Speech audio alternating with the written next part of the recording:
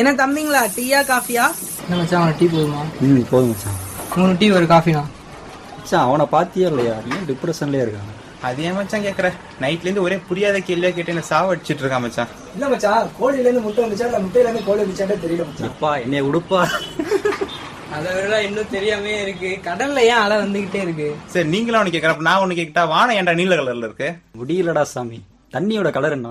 தம்பிங்களா, இந்த மாதிரி கேள்விக்கெல்லாம் தீர்வு காண வந்தாச்சு நம்ம ஈஜிஸ் பிள்ளை சமுதாய வானொலியில அறிவியல் அறிவோம் இன்னுங்கிற ஒரு புதிய நிகழ்ச்சி. இது ஒரு அறிவியல் சார்ந்த தொடர். இந்த நிகழ்ச்சியின் மூலமா விடை காண முடியாத உங்க கேள்விகளுக்கெல்லாம் விடை சொல்ல போறாங்க. மறக்காம கேளுங்க. வாரந்தோறும் ஞாயிறு அன்று காலை 10 மணிக்கு அறிவியல் அறிவோம். ஈஜிஎஸ் பிள்ளை சமுதாய வானொலி 90.0. இது நம்ம ரேடியோ, நாகை ரேடியோ.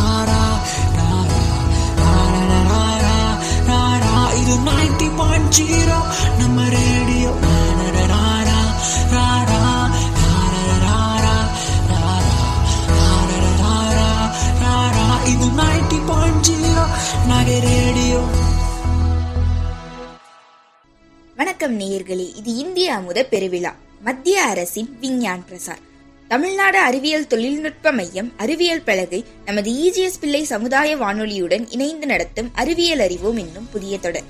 வணக்கம் நேயர்களே, டிசம்பர் 1 எய்ட்ஸ் ஒழிப்பு தினமாக கொண்டாடப்படுகிறது. ஐசிடிசி மையத்தினுடைய ஆலோசகர் திருமதி வளர்மதி அவர்களை இன்று நாம் சந்திக்க இருக்கிறோம். HIV எப்படி பரவுகிறது, HIV உள்ள நோயாளிகளுக்கு எவ்வாறு சிகிச்சை பெற வேண்டும், HIV உள்ள நோயாளிகளுக்கு எந்த மாதிரியான ஆலோசனை வழங்க வேண்டும் என்பதை பற்றியெல்லாம் இன்றைய நிகழ்ச்சியில் காண்போம். வணக்கம் மேம். வணக்கம். நல்லா இருக்கேன் சார், ரொம்ப நல்லா இருக்கேங்க. இந்த HIV பற்றியான தகவல்லாம் மக்கள்கிட்ட எப்படி போயிருக்கு?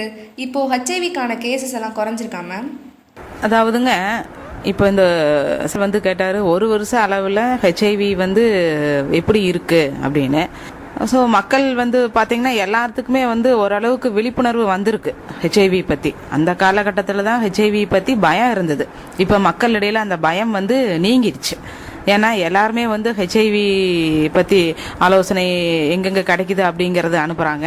அதுக்குரிய மருந்து மாத்திரைகள் அவங்களுக்கு இலவசமாக கிடைக்குது. அதனால இந்த HIV பற்றின பயம் வந்து பெரும்பாலும் குறைந்து விட்டது. இன்னும் இருந்தாலும் இந்த கிராமப்புறங்களில் இருக்கிறவங்களுக்கு இது போதிய தகவல் இன்னும் கிடைக்கல அவங்களுக்கு. அதனால் இந்த எங்களால் முடிந்த வரைக்கும் தொலைக்காட்சி மூலமாகவும் ரேடியோ மூலியமாகவும் மக்களுக்கு போய் இந்த நிகழ்ச்சிகளை சொல்லி அவங்க திரும்பவும் இதில் வந்து எல்லாருமே பரிசோதனை செஞ்சு ஏதாவது கிருமிகள் இருந்ததுன்னா ஆரம்பத்திலே அதற்கான மருத்துவ வசதிகள் எடுத்துக்கணும் அப்படிங்கிறதுக்காக இந்த ஒரு ப்ரோக்ராமை நாங்கள் நடத்திட்டு இருக்கிறோம். எனக்கு ஒரு சந்தேகம் மேம், HIV அப்படின்னா என்னது? HIV மக்களுக்கு எப்படி பரவுது? ஸோ HIV வந்து 4 வழிகளில் பரவுது. ஃபர்ஸ்ட் வந்துங்க பாதுகாப்பற்ற உடலுறவு, அதாவது ஆண் பெண் தவிர, அதாவது ஆணுரை பயன்படுத்தாத உடலுறவு. ரெண்டாவது பார்த்திங்கன்னா சுத்திகரிக்கப்படாத ஊசி.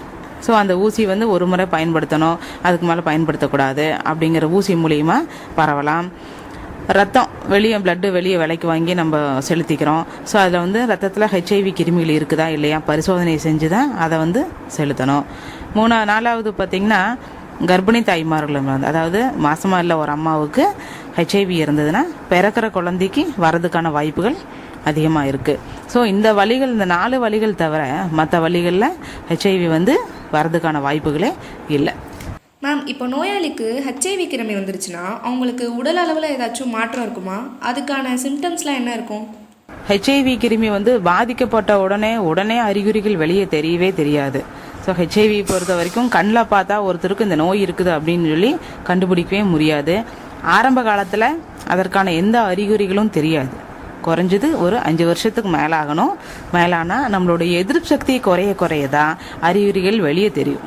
அது எப்படியெல்லாம் தெரியும் அப்படின்னா, தொடர்ச்சியாக காய்ச்சல் வரும், சாப்பிட முடியாத போகலாம், உடல் எடை குறையலாம், தோல் சம்பந்தப்பட்ட நோய்கள் எல்லாம் வரலாம்.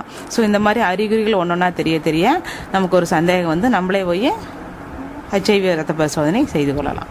ஹெச்ஐவி வந்துடுச்சுன்னா இந்த வெள்ளை அணுக்கள்லாம் சொல்கிறாங்களா மேம், அதை எப்படிலாம் அந்த ஹெச்ஐவி வந்து பாதிக்குது? அதாவது ஹெச்ஐவி கிருமி நம்ம எடுத்ததையுமே நம்ம உடம்புல போய் வெள்ளை அணுக்களை தான் கொஞ்சம் கொஞ்சமாக குறைக்கும். ஸோ வெள்ளை அணுக்களை குறைக்க நோய் எதிர்ப்பு சக்தி தானாக குறையும். நோய் எதிர்ப்பு சக்தி குறைஞ்சதுன்னா மற்ற நோய்களில் உடம்பு தாங்கக்கூடிய சக்தி இழந்துடும். அதனால் மற்ற எல்லா நோய்களும் நம்மளை வந்து தாக்கிடுது. சரி மேம், இப்போ ஹெச்ஐவி இளைஞர் மத்தியில் பரவாமல் இருக்க எவ்வளோ ஆதரவு தராங்க? அந்த இளைஞர்கள் மத்தியில் பார்த்திங்கன்னா இன்னும் இதற்கான விழிப்புணர்வு கம்மியாகவே இருக்குன்னு கூட சொல்லலாம். ஏன்னா வந்து அவங்க வந்து தானாக வந்து டெஸ்ட்டு பண்ணிக்கிறதுக்கு வந்து ஒரு சங்கடப்படக்கூடிய சூழ்நிலை அவங்களுக்கு வருது. இங்கே வந்தால் பரிசோதனை செய்கிறதுக்கு வந்தால் இதை பற்றி தெரிஞ்சிருமோ, நம்ம ஒரு மாணவராக இருக்கிறோம், நம்ம சின்ன வயசில் என்னடா இந்த ரூமுக்கு வந்து டெஸ்ட் பண்ணுறாங்க அப்படின்னு சொல்லிட்டு ஒரு சிலர் வந்து கூச்சப்பட்டுட்டு வராமையே இருக்காங்க. ஸோ எல்லா மாணவர்களும், அதாவது நமக்கு அந்த சந்தர்ப்பம் ஏற்படக்கூடிய ஒரு சூழ்நிலையில் எல்லா மாணவர்களும் வந்து கட்டாயமாக ஹெச்ஐவி பரிசோதனை செய்து கொள்ளணும். கிராமப்புறங்களில் இருக்கக்கூடிய கிராமவாசிகளுக்கு ஹெச்ஐவி பற்றின கருத்தரங்கம் நடத்திருக்கீங்களா? அது எந்தெந்த இடத்துல நடத்திருக்கீங்க? மக்கள்கிட்ட எவ்வளோ வரவேற்பு இருக்கு மேம்? ஹெச்ஐவி பற்றி கருத்தரங்கு கிராமப்புறங்களில் நிறைய நடத்தியிருக்கோம். இப்போ தமிழ்நாடு மாநில எய்ட்ஸ் கட்டுப்பாட்டு சங்கத்தின் மூலியமாக நிறைய கலை நிகழ்ச்சிகள், நிறையா ப்ரோக்ராம் மூலிமா அவங்களுக்கு விழிப்புணர்வு நடத்துறதுக்காக கிராமத்தில் போயிருக்கோம். இப்போ பார்த்திங்கன்னா அவங்களோட கிராமத்தில் வந்து மக்கள் வந்து இதை, ஏன்னா நகரத்தில் ஒன்று கூடுறது காட்டிலும் கிராமத்தில் எல்லாருமே இந்த மாதிரி ஒரு விழிப்புணர்வு நிகழ்ச்சி, கலை நிகழ்ச்சிங்கன்னா எல்லாருமே ஒன்று கூடுவாங்க. அங்கே வந்து அவங்க சொல்லுவாங்க, இன்னும் நிறைய இந்த மாதிரி புதுசாக எடுத்துகிட்டு வாங்க, இன்னும் நிறைய நோய்கள் பற்றி சொல்லுங்கள், ஹெச்ஐவி பற்றி மட்டும் சொல்லாத, ஏன்னா நிறைய நோய்கள் வந்து மக்களுக்கு தெரியாது இருக்குது.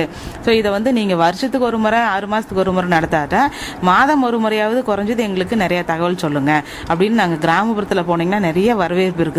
இன்னும் நிறைய தமிழ்நாடு மாநில எய்ட்ஸ் கட்டுப்பாடு சங்கத்தின் மூலமாக நிறைய ப்ரோக்ராம் நடத்திட்டு இருக்கிறோம், இன்னும் நடத்த போவோம் அப்படிங்கிறத நாங்கள் தெரிவிச்சுக்கிறோம். இப்போ எல்லாத்துக்குமே வந்து இந்த விழிப்புணர்வு ஒரு கேம்ப்பு அப்படின்னு சொல்லி நடத்திட்டு இருக்கோம். பார்த்தீங்கன்னா வெளியே அவங்க போக வந்து இப்போ நிறையா ஏசிடிசி மையத்தில் அங்கங்கே எல்லாத்துக்கும் கேம்ப் நடத்துகிறோம். அதில் எல்லாத்துக்குமே ரத்த பரிசோதனை செஞ்சுருக்காங்க.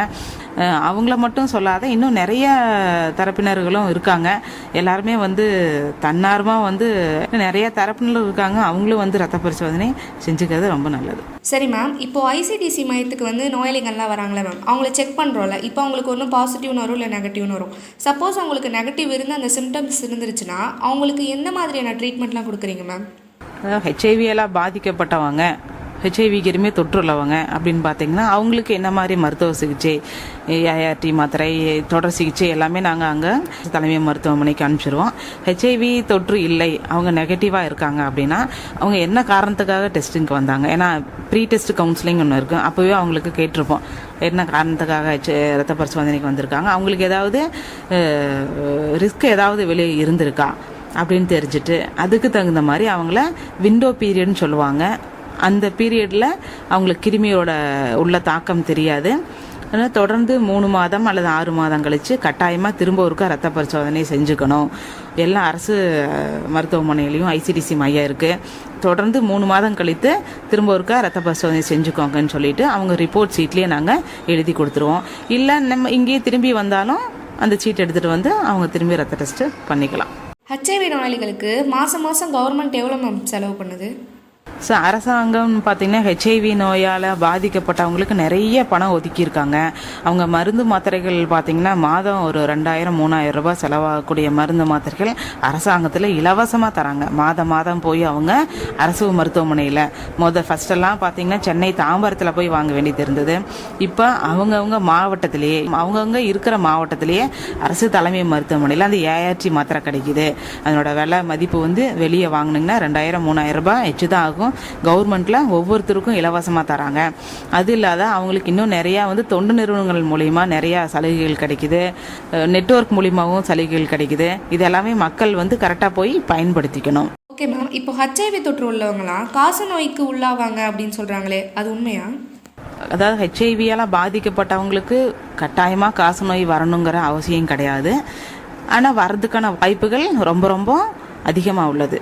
ஏன்னா ஹெச்ஐவி கிருமி பாதிக்கப்பட்ட உடனே அவங்களுக்கு நோய் எதிர்ப்பு சக்தி கொஞ்சம் கொஞ்சமாக குறையும். நோய் எதிர்ப்பு சக்தி குறைஞ்சது உடனே மற்ற நோய்களெல்லாம் உடனே வந்து தாக்கும். அதில் காச நோய் வந்து காற்று மூலியமாக பரவக்கூடிய ஒரு நோய் அப்படிங்காட்டி சீக்கிரம் அவங்களுக்கு உடனே பாதிக்கக்கூடிய வாய்ப்புகள் அதிகமாக இருக்குது. அதனால் ஒவ்வொருத்தரும் ஹெச்ஐவியால் பாதிக்கப்பட்ட ஒவ்வொருத்தரும் முதல்ல ஃபஸ்ட்டு செய்யக்கூடியது டிபி பரிசோதனை. டிபி இருக்கா இல்லையா அப்படிங்கிற சளி பரிசோதனை செஞ்சுட்டு இருந்ததுன்னா அதற்கான மருந்து மாத்திரையும் சாப்பிடணும். இப்போ வந்து காசநோய் உள்ளவங்களுக்கு ஹெச்ஐவி வருமா? காசநோய் உள்ளவங்களுக்கு ஹெச்ஐவி வர்றதுக்கான வாய்ப்புகள் இல்லை. ஏஆர்டி மாத்திரையை எங்கெல்லாம் வாங்கலாம் மேம்? ஏஆர்டி மாத்திரை எங்கெல்லாம் வாங்கலான்னா எல்லா அரசு தலைமை மருத்துவமனையிலும் அங்கங்கே ஏஆர்டி மையம் அப்படின்ட்டு இருக்கு. அங்கே ஆலோசகர் இருக்காங்க, மருத்துவர் இருக்கிறாங்க. அவங்கக்கிட்ட போய் எங்கே ஃபஸ்ட்டு ஐசிடிசி மையத்தில் ஹெச்ஐவி கிருமி கண்டுபிடிச்சி அதற்கான ரிப்போர்ட்டெல்லாம் கொடுத்துட்டு அவங்களே ஆலோசகரே உங்களுக்கு ஏஆர்டி மையத்துக்கு அனுப்பிச்சிருவாங்க. அங்கே போனீங்கன்னா எல்லாத்தையும் மாத்திரை வாங்கலாம். ஏஆர்டி மருந்து வந்து ஒரு கூட்டு மருந்து. அதை நோயாளிங்க எப்பெல்லாம் சாப்பிட்லாம், அதை பற்றி கொஞ்சம் சொல்லுங்கள் மேம். ஏஆர்டி மாத்திரை எப்படி சாப்பிட்ணுன்னா காலையும் மாலையும் 2 வேளைக்கும் சாப்பிட்ணும். காலையில் எந்த டைம் எடுத்துக்கிறாங்களோ அதே டைம் 8 மணிக்கு எடுத்துக்கிறாங்கன்னா இரவு 8 மணிக்கு, காலையில் 9 மணிக்கு எடுத்துக்கிறாங்கன்னா இரவு 9 மணிக்கும். அதுக்கு எல்லாமே ஏஆர்டி மையத்தில் ஆலோசனை இருக்காங்க, ஆலோசகர் இருக்காங்க. ஆலோசனை பிரகாரம் 2 வேளைக்கு மாத்திரை எடுத்துக்கணும். சரி மேம், இதில் சளி பரிசோதனை ஒன்று இருக்குல்ல, அதை பற்றி சொல்லுங்கள். அதான் சளி பரிசோதனை அப்படிங்கிறது டிபிக்கான பரிசோதனை. நம்ம ஏற்கனவே சொன்ன மாதிரி எல்லா அரசு மருத்துவமனையிலும் டிபிக்கான பரிசோதனையும் இலவசம். டிபியும் அந்த 2 சளி கொடுத்து அதில் டிபி இருக்கா இல்லையா அப்படிங்கிறது சளி பரிசோதனையிலேயே தெரிஞ்சுக்கலாம். எல்லா அரசு மருத்துவமனையிலையும் ஐசிடிசி உள்ள எல்லா இடங்களிலும் சளி பரிசோதனை இலவசமாக செய்கிறாங்க. இப்போது வீட்டில் ஒருத்தவங்களுக்கு ஹெச்ஐவி இருக்குன்ற பட்சத்தில் அவங்களுக்கு எந்த மாதிரியான ஆலோசனைலாம் கொடுக்கணும் மேம்? ஸோ ஒரு வீட்டில் ஒரு நபர் ஹெச்ஐவியால் பாதிக்கப்பட்டிருக்காங்க அப்படின்னா அவருடைய விருப்பத்தின் பேரில் வீட்டில் இருக்கிறவங்ககிட்ட சொல்லலாம். ஸோ ஹெச்ஐவியால் பாதிக்கப்பட்டவருடைய விருப்பம் இல்லாத எந்த ஒரு விஷயத்தையும் அவர் வீட்லேயோ மற்றவங்களுக்கு தெரியப்படுத்தவே கூடாது. ஏன்னா இது ரகசியம் பாதுகாக்கப்படக்கூடிய ஒன்று. ஸோ அவருடைய விருப்பத்தின் பேரில் வீட்டில் இருக்கிறவங்ககிட்ட எல்லாம் சொல்லலாம். ஸோ இவர் சம்மந்தப்பட்டவங்க யார் யார் இருக்காங்க அப்படின்னா அவங்களுக்கு எல்லாமே ரத்த பரிசோதனை செய்ய சொல்லலாம். கணவன் பாதிக்கப்பட்டிருந்தா மனைவிக்கும், மனைவி பாதிக்கப்பட்டிருந்தா கணவன் ரத்த பரிசோதனை செய்யணும். ஒரு அம்மா தாய்மார் பாதிக்கப்பட்டிருந்தா குழந்தைக்கு ரத்த பரிசோதனை செய்யணும். மற்றபடி வீட்டில் இருக்கிறவங்கெல்லாம் எப்பவும் போலாம் தொடலாம், பேசலாம், சிரிக்கலாம். ஸோ அதனால ஒரு தொட்டா பேசினா ஹெச்ஐவி வரும் அப்படிங்கிறதெல்லாம் கிடையாது. வீட்டில் இருக்கிறவங்க குடும்பத்திலே எல்லாருமே வந்து ஆலோசனை பெற்றுக்கொள்வது ரொம்ப நல்லது. கர்ப்பிணி பெண்களுக்கு ஹெச்ஐவி இருக்குல்ல மேம், அந்த குழந்தைக்கும் ஹெச்ஐவி வருமா? இல்லை அந்த குழந்தைய ஹெச்ஐவி வராமல் பாதுகாக்கிறதுக்கு ஏதாச்சும் வழி இருக்கா? கர்ப்பிணி தாய்மாருக்கு ஹெச்ஐவி இருந்ததுன்னா குழந்தைக்கு வரணுங்கிற வாய்ப்பு அதிகமாக இருக்குது. ஆனால் அம்மாவிட்டிருந்து குழந்தைக்கு போகாத தடுக்கக்கூடிய மாத்திரைகள் வந்திருக்கு. நெஃப்ரெப்பின் அப்படிங்கிற அந்த மாத்திரையும் குழந்தைக்கும் சொட்டு மருந்தும், பிரசவத்துக்கு முன்னால் தாய்மாருக்கு வந்து அந்த நெஃப்ரெப்பின் மாத்திரையும் குழந்தைக்கு சொட்டு மருந்து கொடுத்தோம்னா அம்மாக்கிட்டிருந்து குழந்தைக்கு போகாத தடுக்கக்கூடிய வாய்ப்புகள் நிறைய இருக்கு. நம்ம எல்லாருமே வந்து ஒரு குறிக்கோளாக இருக்கணும். வரக்கூடிய சமுதாயத்தில் ஹெச்ஐவி இல்லா உலகத்தை, அதாவது ஹெச்ஐவி இல்லா சமுதாயத்தை நம்ம ஒவ்வொருவரும் உருவாக்கணும் அப்படிங்கிற உறுதியை நம்ம எல்லாருமே எடுத்துக்கொள்ளணும். உலக ஹெச்ஐவி ஒழிப்பு தினத்துக்கு நம்ம மாவட்டத்தில் ஏதாச்சும் நிகழ்ச்சிகளை ஏற்பாடு பண்ணியிருக்கீங்களா மேம்? இந்த உலக எய்ட்ஸ் தினத்தை அன்று மாவட்ட அளவில் எங்களுடைய பேரணி ஒன்று இருக்கின்றது. அரசு தலைமை மருத்துவமனையிலிருந்து நம்ம கலெக்டர் அலுவலகம் முன்னால் ஒரு பெரிய பேரணி நடத்திட்டு அங்கிருந்து நம்மளுடைய கலெக்டர் அவர்களும் நம்முடைய ஜாயிண்ட் டைரக்டர் அவர்களும் மருத்துவர் அவர்களும் இதற்காக நமக்கு சிறப்பு ப்ரோக்ராம் ஒன்று பண்ணியிருக்காங்க. நாங்கள் எல்லாருமே அந்த ப்ரோக்ராமில் கலந்துக்க போகிறோம். ஹெச்ஐவி பரிசோதனை பண்ணணும், இல்லை வேறு எந்த மருத்துவமனைக்கு போய் ஹெச்ஐவி பரிசோதனை பண்ணணும் அப்படின்னா நீங்கள் நேராக இதுக்கு யாரோட ரெக்கமெண்டேஷன், யாரோட அனுமதி, முன் அனுமதி அப்படியெல்லாம் தேவையில்லை. நீங்கள் ஒரு ஹாஸ்பிட்டல் போகிறீங்க, அங்கே ஹெச்ஐவி டெஸ்ட் பண்ணணும், நேராக முன்னால் அந்த கவுண்டரில் கேட்டிங்கன்னா ஹெச்ஐவி பரிசோதனை செய்யக்கூடிய இடம் எதுன்னு கேட்டிங்கன்னா அங்கே அனுப்பிச்சிருவாங்க. நேராக நீங்கள் வந்து அங்கே இருக்கிற ஆலோசகரை பார்த்து இந்த மாதிரி ஹெச்ஐவி பரிசோதனை செஞ்சுக்கணும் அப்படின்னு சொன்னீங்கன்னா அவங்க உங்களுக்கு கவுன்சிலிங் ஆலோசனை கொடுத்து அதன் பிரகாரம் ரத்த பரிசோதனை எடுத்துக்குவாங்க. இதுக்காக நீங்கள் எங்கேயும் போய் அலைய வேண்டியங்கிறதே கிடையாது. எல்லா அரசு மருத்துவமனையிலையும் இருக்குது, ஐஆர்டி மருத்துவமனையிலையும் நீங்கள் முன்னால் வந்து ஹெச்ஐவி பரிசோதனை செய்யக்கூடிய இடம் எதுன்னு கேட்டிங்கன்னா உங்களுக்கு நேராக இங்கே அனுப்பிச்சிருவாங்க, வந்து ரத்த பரிசோதனை செஞ்சுக்கலாம். ஹெச்ஐவி பரிசோதனை வந்துங்க எல்லா அரசு ஆரம்ப சுகாதார நிலையம், அரசு தலைமை மருத்துவமனை எல்லா இடங்களிலும் ஹெச்ஐவி பரிசோதனைக்கான வசதிகள் உள்ளது. அங்கே தமிழ்நாடு மாநில எய்ட்ஸ் கட்டுப்பாட்டு சங்கத்தின் மூலமாக ஐசிடிசி மையம்னு ஒன்று இருக்குது. அங்கே போனீங்கன்னா ஐசிடிசி ஆலோசகர் இருப்பாங்க, ஐசிடிசி ஆய்வுக்கூட நிபுணர் இருப்பாங்க.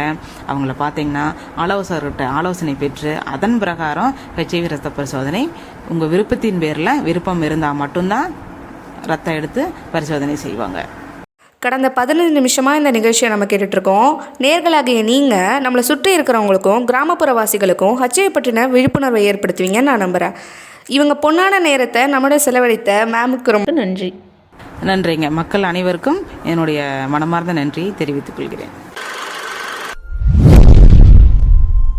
என்ன நேயர்களே, அறிவியல் சம்பந்தமான நிறைய விஷயங்களை இந்த நிகழ்ச்சி மூலமா தெரிஞ்சிருப்பீங்க அப்படின்னு நம்புறேன். இது இந்திய அமுத பெருவிழா, மத்திய அரசின் விக்யான் பிரசார், தமிழ்நாடு அறிவியல் தொழில்நுட்ப மையம், அறிவியல் பலகை, நமது இஜிஎஸ் பிள்ளை சமுதாய வானொலியுடன் இணைந்து வழங்கும் அறிவியல் அறிவோம் என்ன புதிய தொடர். அடுத்த தொடர்ல கண்டிப்பா உங்க எல்லாரையும் நாங்க சந்திக்கிறோம். அதுவரை உங்களிடமிருந்து விடைபெறுகிறோம். நன்றி, வணக்கம்.